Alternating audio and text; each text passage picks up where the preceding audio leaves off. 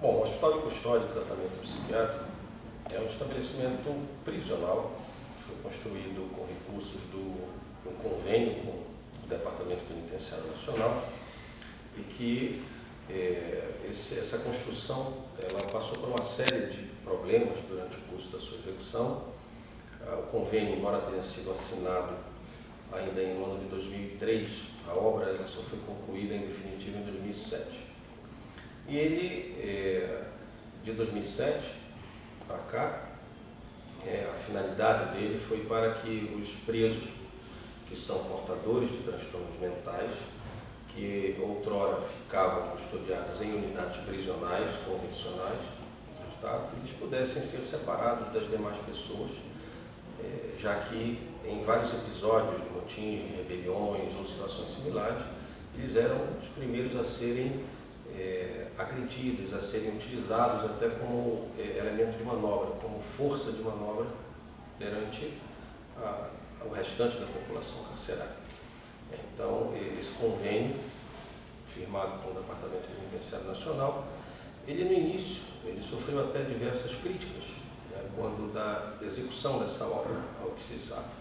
Críticas porque ele veio a ser construído exatamente no momento em que estava surgindo a lei, a chamada lei antimanicomial, a lei 10.216. Então houve aí um problema muito sério de compreensão entre a finalidade do Hospital de Custódia e os ditames trazidos pela nova lei, pela 10.216.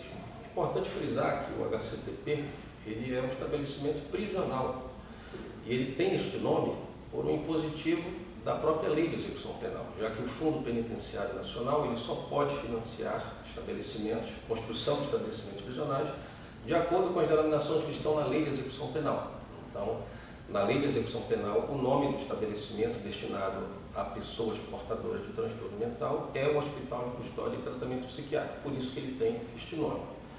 Hoje, ele tem um cenário de superlotação, né, tem uma capacidade de 83 leitos, e atualmente conta com um pouco mais de 200 pessoas custodiadas. Mas o trabalho que vem sendo feito, né, na parceria com o Poder Judiciário, com o Centro de Perícia Científica Renato Chaves, agora com o mutirão do Conselho Nacional de Justiça, é um trabalho muito forte no sentido de tentar fazer esse esgotamento dessa população, a retirada dessas pessoas de lá. E aí entra a participação também fundamental da Secretaria de Saúde do Estado para promover os outros instrumentos dentro do redirecionamento que a Lei 10.216 ela oferece para as pessoas portadoras de transtorno mental.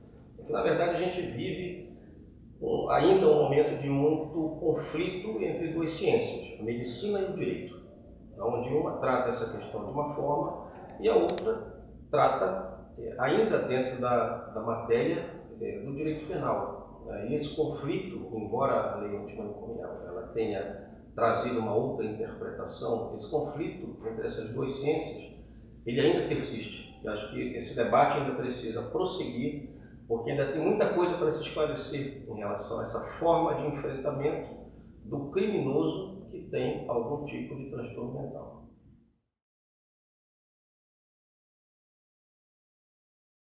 Esse é um problema, né, que o Estado brasileiro precisa se ajustar, porque a Lei 10.216 ela trouxe esse redirecionamento para essa matéria. Porém, há casos em que você tem a desinternação de um preso portador de transtorno mental, que na verdade tecnicamente ele é chamado ainda de internado, né? Você tem a desinternação e esta pessoa ela pode ser entregue para uma família. Quando isto acontece, tudo fica mais fácil, mas há casos em que não há família que se dispõe a receber esta pessoa. Há casos em que nem se encontra a família desta pessoa, como foi o caso, inclusive, dessas seis pessoas e de outros que eventualmente possam vir a acontecer. Então, quando isto ocorre, aí é que vem o problema, porque, embora a lei tenha dado este redirecionamento, né, no sentido de extinguir os manicômios judiciais, acabar com os manicômios que retêm essas pessoas em regime de privação de liberdade. Mas o que ficar no lugar deste manicômio, deste hospital de custódia. A lei dá um direcionamento em relação às residências terapêuticas. Hoje, o Estado do Pará atualmente tem uma residência terapêutica, que ela está completa. O governo está investindo no sentido de providenciar a implantação de mais residências terapêuticas, e quando acontece você ter a desinternação de pessoas nessa situação que não tem para onde ir, o Estado precisa estar aparelhado para isso. O Estado precisa ter condições de dar suporte, de acolher essas pessoas, porque nós não podemos simplesmente abrir a porta do hospital e colocá-las na rua. É preciso que tenha um local para acolhê-las, um local para que elas possam levar as suas vidas já fora de um regime de privação de liberdade, sendo assistidas, nesse caso, já que não há família, pelo poder público. Então, daí vem a importância de ter essa estrutura dessas casas acompanhada do tratamento dos CAPs, que é necessário. Graças a Deus, nós conseguimos resolver a problemática dessas pessoas e outras mais que virão. Eu acho que agora, com essa... Porque também isso tudo, às vezes, é um pouco novo para a própria administração. Acho que agora o encaminhamento que foi dado com esses 6 casos, eu penso que isso possa até ter abrido uma porta muito importante para que os próximos casos que venham a acontecer, a solução já seja de maneira mais ágil, de maneira mais célere.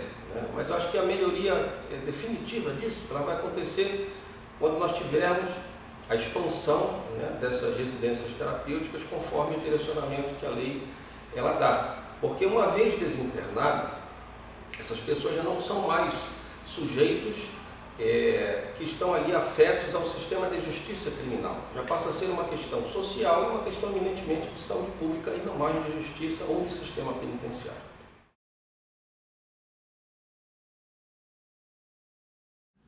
Eu acho que nenhuma outra área ela precisa tanto de um trabalho em rede no sistema de justiça criminal como a área da pessoa portadora de transtorno mental.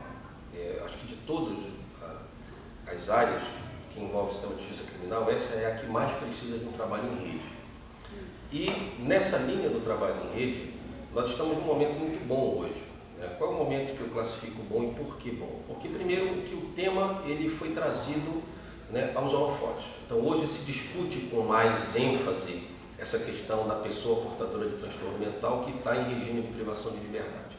Hoje já se senta na mesa Justiça, se senta na mesa Secretaria de Saúde, Sistema Penitenciário, se senta na mesa Centro de Perícias Científicas, porque é um componente muito importante nesse processo, já que os laudos são emitidos pelo Centro de Perícias Científicas, e nós demos um avanço muito significativo. O Pará ele foi o primeiro estado do Brasil a fazer a adesão à Política Nacional de Atenção Integral à Saúde da Pessoa Presa, publicada por meio de uma portaria interministerial, Ministério da Justiça e Ministério da Saúde, agora em 2014, em janeiro de 2014, e o Pará fez todo o processo de adesão, e dentro deste processo de adesão, dentre as diversas unidades prisionais que nós estamos fazendo a adesão a essa política, o HCTP é uma delas.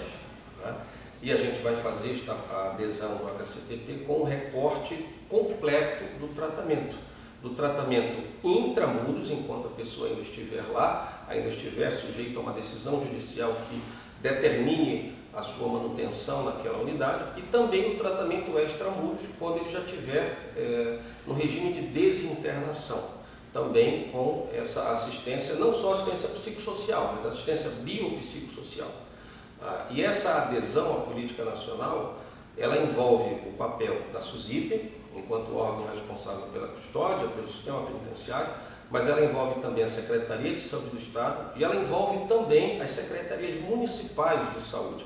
Hoje, por exemplo, nós tivemos aqui, na SUSIP, pela parte da manhã, uma reunião com os secretários, com as secretarias municipais de saúde de 3 municípios, Marituba, Ananindeua e Belém, para tratar exatamente do papel desses municípios na adesão a essa política, porque ela se completa, ela fica muito mais forte, muito mais eficaz, quando o município ele aceita aderir como ator coadjuvante do Estado e do órgão responsável pela gestão do sistema penitenciário.